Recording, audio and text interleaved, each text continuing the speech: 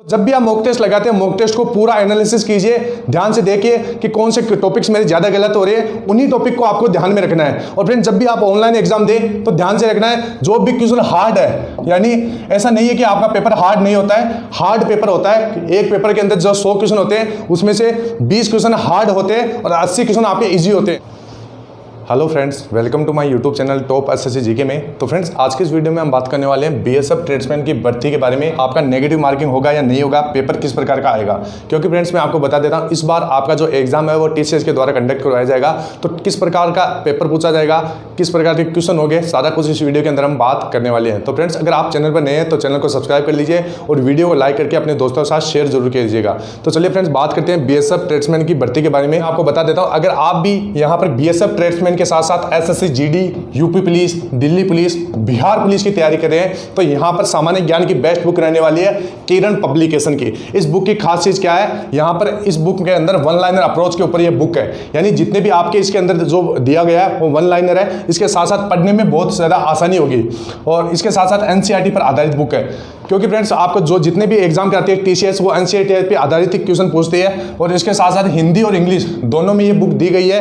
प्रत्येक टॉपिक आपको चार्ट के रूप में मिल जाएगा, टेबल के रूप में मिल जाएगा, फ्लो चार्ट के रूप में मिल जाएगा। ये देख सकते हैं फ्रेंड्स, टेबल फ्लो चार्ट इसके अंदर दिया गया है और जितने भी मोस्ट इंपॉर्टेंट टॉपिक है इसके अंदर आपको कलर्ड मिल जाएंगे, ये भी आप देख सकते हैं। तो इस बुक का लिंक मैं आपको डिस्क्रिप्शन बॉक्स में दे दूंगा, वहां से जाके आप इस बुक को परचेज कर सकते हैं। आपको क्या करना है, तो इन दिनों आपको ज्यादा से ज्यादा मॉक टेस्ट लगाना है,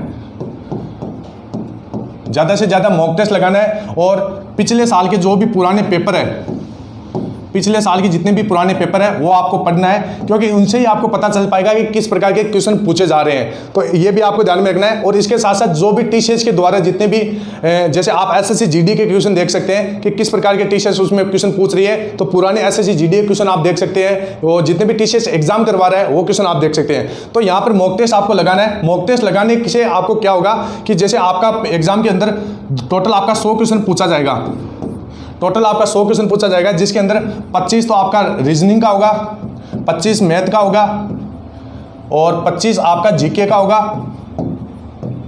और 25 आपका हिंदी और इंग्लिश में से आपका पूछा जाएगा।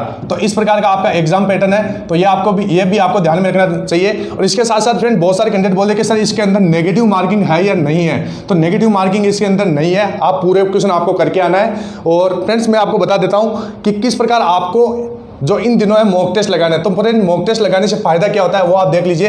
एक तो आपको एग्जाम का पैटर्न का पता चल जाएगा, इसके साथ साथ आपको पूरा समय का भी पता चल जाएगा। जैसे इसके अंदर 2 घंटे का समय है, यानी 120 मिनट आपका इसके अंदर समय है, तो आपको समय का भी पता चल जाएगा कि कौन से क्वेश्चन के अंदर कितना समय देना है और किस प्रकार पेपर को हल करना है, आपको सारा कुछ पता चल जाएगा। अब यहाँ पर बहुत सारे कैंडिडेट बोले कि सर यहाँ पर हम मॉक टेस्ट कहाँ से लगाए, वो भी बिल्कुल फ्री। तो यहाँ पर मैं आपको बता देता हूँ, मॉक टेस्ट लगाने के लिए प्ले स्टोर में आपको सर्च करना है बीएसएफ कांस्टेबल ट्रेड्समैन एग्जाम। इस प्रकार की एप्लीकेशन है, देख सकते हैं, स्क्रीनशॉट ले लीजिए।